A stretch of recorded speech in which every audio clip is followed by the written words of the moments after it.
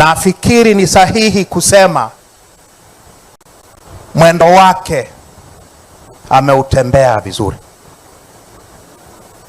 Nafikiri ni sahihi kusema imani yake kwa wananchi wake na kwa nchi yake ameilinda.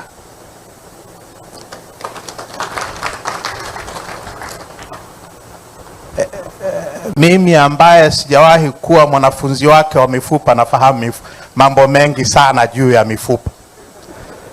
Kwa ninafahamu umuhimu wa kazi aliyoisomea, umuhimu wa kazi aliyoifundisha, umuhimu wa kazi ya kutibu mifupa aliyoifanya kwa umahiri mkubwa sana.